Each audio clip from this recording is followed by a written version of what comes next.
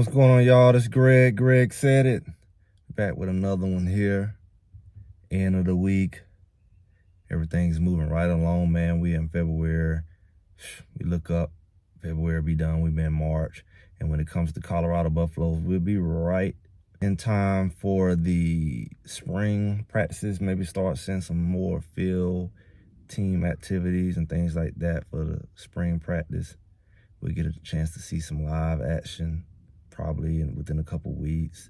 Get to see some hitting, get to see some scrimmages, some real one-on-ones to get an idea of what's really going on.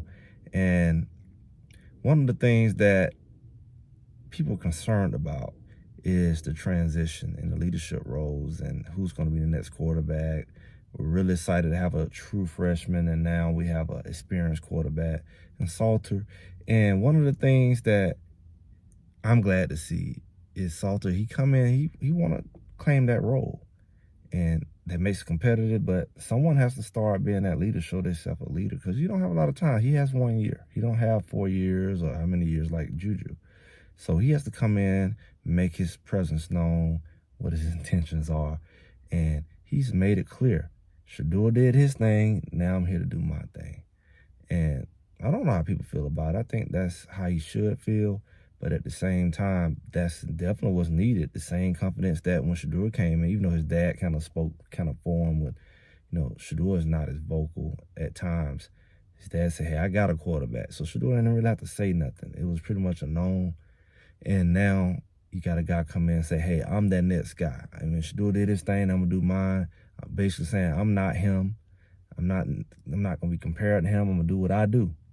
And the beauty about it is, like we said, this guy brings a whole different set of skills. You see him in the drills going against the receivers, and he's showing, hey, I got the footwork, I got the athleticism, the ability to really move when it comes to the feet. Sheduer was the man with the arm. He literally got the Golden Arm Award.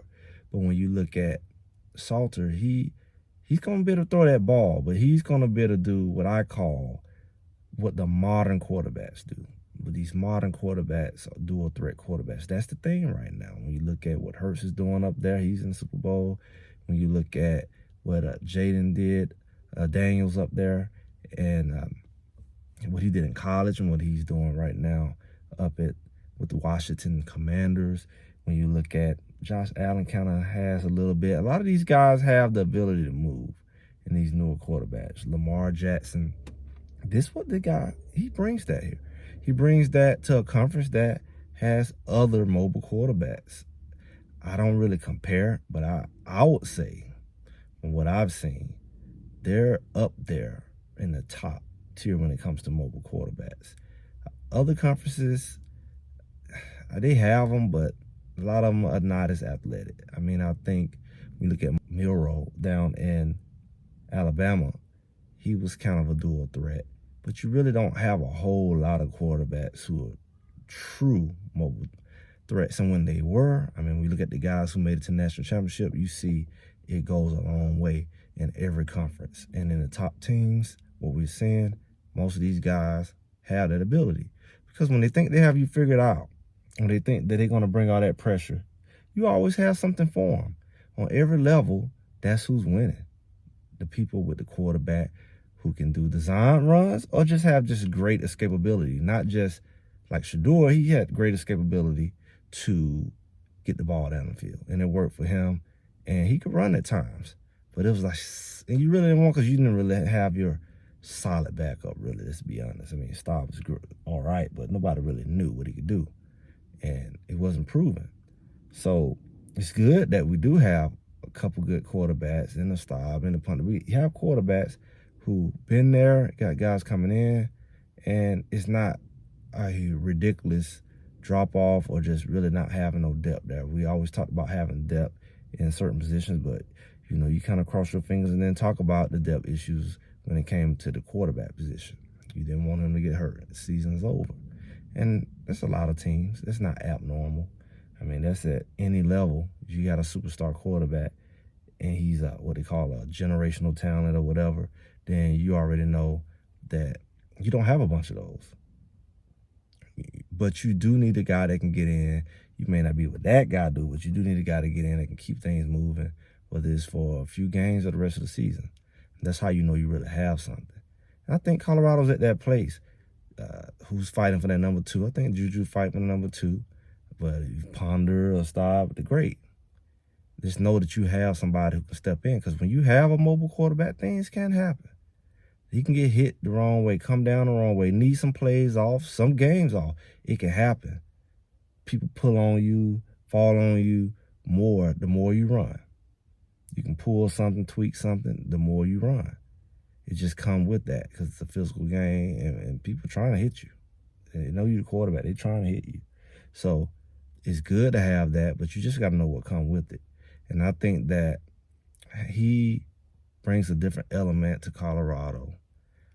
I don't really know what the play calling is going to look like. A lot of us have mentioned that in our content. Like, okay, how are you going to scheme this up? Because you have somebody who has different skill set. Do you make it fit around him? Is that what you did with Sheduer? Or was that just, people said that wasn't, Sherman's offense? And maybe so.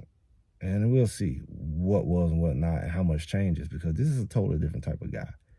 He can take off running with design runs on these short. We got an extra running back there, basically. He's quick, he's athletic, but if you mess around and don't respect the fact that he can throw that ball, he could throw it deep, probably as deep or deeper than Sheduer. Now, the accuracy, I don't know. I mean, his accuracy numbers can't touch Sheduer's necessarily. But when you add in, okay, I can throw the deep ball and I can run, that brings a whole nother dynamic. And that kind of makes up, in a sense, for the accuracy, because you're probably not throwing as much as Sheduer to need to have the accuracy to be effective. Because when you're throwing a lot, you can't afford a lack of accuracy, because that's a waste of downs, that's a waste of possessions. So if you're throwing a lot, you have to be accurate. But when you're throwing and you're mixing in the run, it's the drops or whatever is not as big, or missed throws or whatever is not as big of a deal, because you're not totally dependent on that. You're not dependent on that to get your first downs and your touchdowns. So, if you make a bad pass, you can turn around and run it for 8 yards if you're a mobile quarterback. And that can make up for, you can do a lot more with that. And that's why we're hoping that the scheme does match. But the reality is, he has the confidence to say, hey, I'm that guy. I'm that guy right now amongst everybody. And I respect what was done in the past, but I'm about to make a legacy for myself. I'm trying to get to the next level myself. And the quicker he gets there, the better.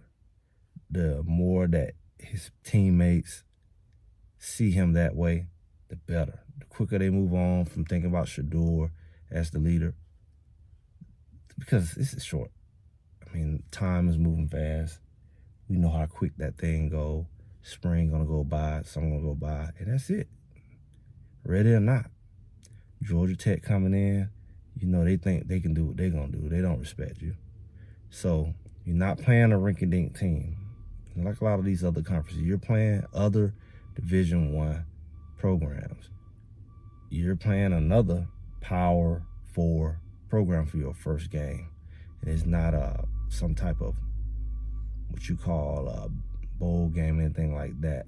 It's just a regular season game. And I think all of it counts when you're thinking about going to the playoff. Everything counts when you're trying to go to the playoff, when it comes to your record and all of that. So you have no games to spare. You don't have a bunch of cupcake games. Like you say, you got Wyoming in there and the Delaware, and I don't know what to say. Maybe Delaware would be more of that's one of those FCS programs, but I don't know what Wyoming's gonna look like. But I do know you got the booger bear of the conference. Everybody who's somebody, if things remain the same, you got to play all of them. You got to turn around and play BYU. You got to turn around and play Arizona State, Iowa State. West Virginia did okay. You still got to play Kansas State. Last year they thought you had a hard schedule, but really you got one this year, because I believe BYU is bringing some people back, and Kansas State should be decent. Iowa State, I don't know how much they're bringing back. I think their quarterback come back. he was a dual threat. So, man, you got it in for you. Everybody got to be ready. Defense got to be ready. Offense don't have time to delay in their gelling, if that makes sense, or they don't have games to really waste. They got to be ready. They got to be clicking for their chance to shoot at the playoff, and definitely for their chance after game 3 to win that conference title. You don't have 5-6 games to play around and get it. You don't want to play that kind of game this year. I have a feeling it's going to be just as competitive. You're not going to be able to lose no more than 1 or 2 games, really, again, especially if they're going to let you in the playoff. We already know that. So, I'm going to be watching that young man. He got his brother out there trying to get a spot on the defense at linebacker. And it's good for them that they can be in one place. I think that's very attractive to some other guys coming down the road who say, hey, my parents don't have to worry about going to 2 separate games. We can just go to Colorado. I think that's a good thing they're setting for talented families. But we shall see. We're getting closer every day. I'm just Greg what Greg said it. Make sure y'all like, share, subscribe, comment, and I'll talk to y'all soon.